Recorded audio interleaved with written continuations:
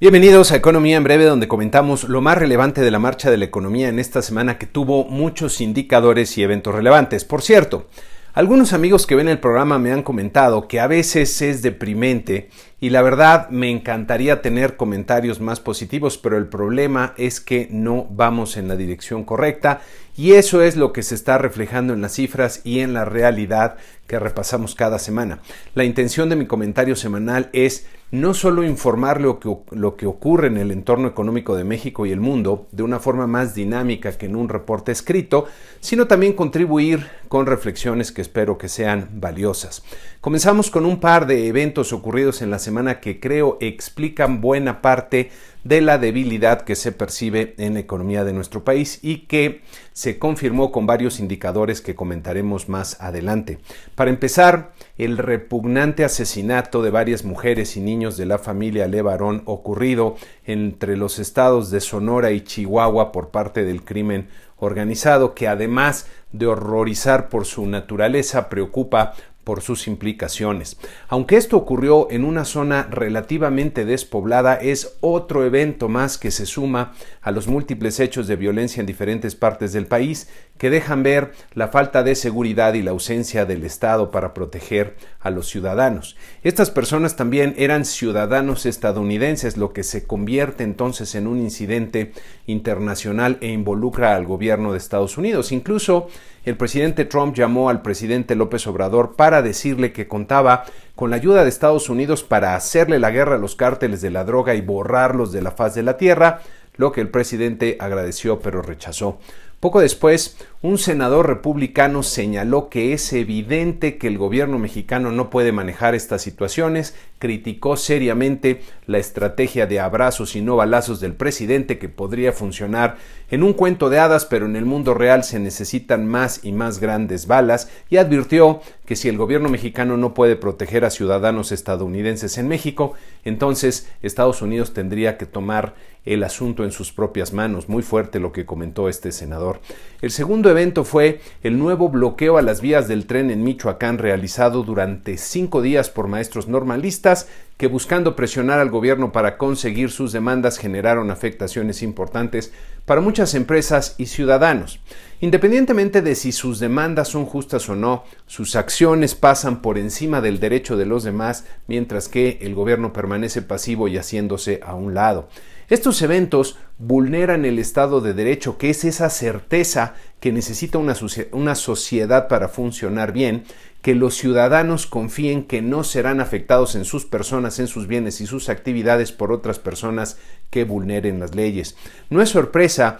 que en este entorno el consumo privado del mercado interior haya registrado una caída de 0.5% real anual en el mes de agosto, como podemos ver en la última barrita de esta gráfica. El consumo de bienes y servicios nacionales, aquí ilustrado por las barritas, no creció nada en el mes, mientras que el consumo de bienes importados se contrajo 4.3% real anual, como podemos ver en la línea azul y en el eje derecho de la gráfica. De forma acumulada en el periodo enero-agosto, el consumo privado creció solo 0.9% real anual, que es su ritmo más débil en la década. Miren, el consumo privado es el principal motor del mercado interno y el hecho de que esté contrayéndose revela que los hogares mexicanos están cautelosos con su gasto ante el deterioro que han visto en las expectativas para la economía, la falta de crecimiento en el empleo y también el clima de inseguridad que se percibe en el país. Por cierto, cuando era cuestionado por la caída del consumo, el presidente dijo nuevamente que tenía otros datos, aludiendo a comentarios que le hiciera Carlos Slim sobre el aumento en la compra de teléfonos celulares y señalando que ahora se están dispersando fondos en beneficio de los pobres y que hay más dinero circulando abajo.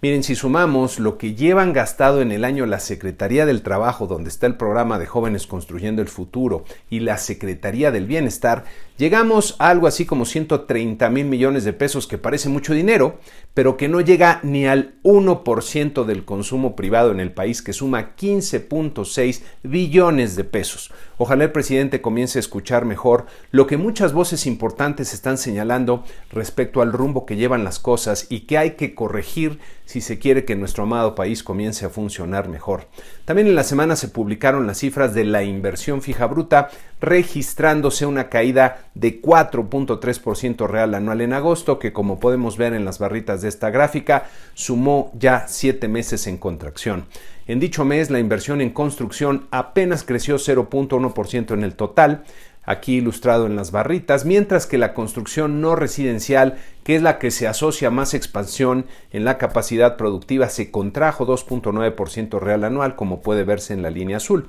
La construcción residencial repuntó 3.4% real anual, luego de 4 meses a la baja, mientras que la inversión en maquinaria y equipo siguió desplomándose y pronunciando su tendencia de baja al caer 9.5% real anual, como podemos ver en la gráfica. Miren, en estas últimas semanas he tenido la oportunidad de estar en diferentes ciudades del país y platicar con diversos empresarios, algunos muy importantes a nivel nacional y en su región y otros pequeños y medianos. La gran mayoría están enfocados en las oportunidades que perciben para generar valor en sus mercados y están, como dice un buen amigo, echados para adelante, sobre todo los empresarios de empresas grandes. Pero percibo que los que tienen empresas medianas y pequeñas están muy intranquilos y preocupados por temas como las nuevas medidas fiscales, la inseguridad, la falta de certidumbre y el deterioro en el Estado de Derecho, que es algo que comentan otros analistas. Estos empresarios son los que tienen un patrimonio más modesto, que es el que arriesgan en sus empresas y son también los que generan la mayor parte de los empleos y la inversión en el país. Si queremos que el empleo y la inversión repunten, habría que poner más atención a sus preocupaciones y tomar acciones para facilitar su labor. Y como oí decir a un empresario connotado de Monterrey y que llegó a ocupar un cargo público importante en su estado, no se trata de que el gobierno les ayude, con que no les estorbe es suficiente. Siguiendo con los indicadores, la industria automotriz continuó de capa caída en octubre, con las ventas internas al menudeo contrayéndose 8.9% real anual, en la misma tónica que hemos observado por más de 2 años. Lo que ahora sorprendió fue que tanto la producción como las exportaciones se desplomaron al caer 16.3 y 19.5% anual respectivamente, como podemos ver en esta gráfica, lo que se ocasionó en parte por la huelga de General Motors y condiciones especiales en las plantas de Ford. Estas caídas tendrían un impacto bastante perceptible sobre las cifras del PIB del último trimestre del año, aumentando la probabilidad de tener una contracción en la actividad económica el año completo. Por otro lado, la inflación presentó buenos resultados en el mes de octubre al registrar una tasa anual de 3.02% en el índice general, ubicándose básicamente sobre el objetivo de la política monetaria. La inflación subyacente, que es la parte más estable del índice de precios y que pueden ver aquí en la línea azul oscuro de esta gráfica, quedó en 3.68% anual, todavía en niveles incómodos y por arriba de la meta. Para terminar con los temas nacionales, me llamaron la atención un par de noticias en los medios. Primero, que algunas firmas financieras comenzaron a recomendar revisar posiciones en instrumentos de México ante los riesgos que parecen estar aumentando, especialmente por la falta de crecimiento y el impacto que esto podría tener sobre las finanzas públicas. Segundo, un columnista señalaba que podría cancelarse la línea de crédito del Fondo Monetario Internacional, la línea flexible que otorgó a nuestro país, la cual tendría que renovarse a finales de este mes, pero este tema no figura en la agenda del Consejo Ejecutivo del Fondo, según comenta. El tema es muy importante porque además de representar una herramienta financiera a utilizar en caso de que el panorama global se complique, representa también un espaldarazo del Fondo Monetario a la política económica del gobierno. Luego de los señalamientos que el propio fondo hizo a México en su artículo 4, que ya comentamos en el programa 143 de hace unas semanas, entendería que no estén muy deseosos de mantener la misma línea de crédito y que en el mejor de los casos se reduzca el monto. Si la línea no se renueva, esto querrá decir que ya no hay espaldarazo del fondo y sería una llamada de atención muy seria sobre la política económica, especialmente la política fiscal que se está implementando. Ya veremos, quizá lo más probable es que se reduzca este monto.